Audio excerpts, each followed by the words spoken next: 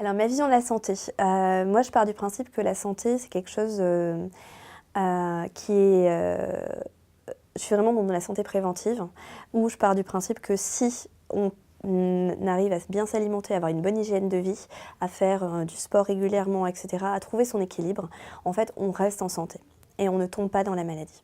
Donc c'est vraiment ça qui est important pour moi, c'est de se dire que donner tous les atouts à mes clients pour être autonomes avec leur corps, pour leur faire conscience, enfin, prendre conscience également que c'est important d'écouter les signaux que notre corps envoie. Notre corps envoie plein de signaux, mais souvent les gens ne les écoutent pas. Et des gens qui n'écoutent pas leur corps, ça peut aller jusqu'au burn-out, jusqu'au cancer, des choses comme ça, où quelque part, notre rythme de vie, notre stress quotidien fait que si on ne fait pas un peu attention aux signaux qu'ils nous envoient, on peut arriver vite à la maladie.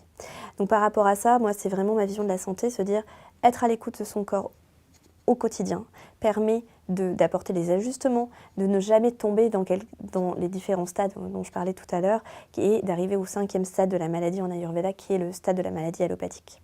Donc ça, c'est la première chose. Après, moi, j'ai une vraie vision, je suis vraiment convaincue que la médecine de demain, c'est une médecine qui va être intégrative, où on va intégrer à la fois la médecine allopathique parce qu'on en a besoin et on a besoin de nos médecins, parce que quand on est vraiment, il y a certaines maladies, l'Ayurveda ou d'autres médecines douces ne vont jamais réussir à guérir la personne. En revanche, si on travaille la main dans la main, on va vraiment aller vers une guérison et un bien-être bien plus rapide des clients. Par rapport à ça, moi je travaille avec certains gynécologues sur l'infertilité, sur comment tomber enceinte, comment bien vivre sa grossesse.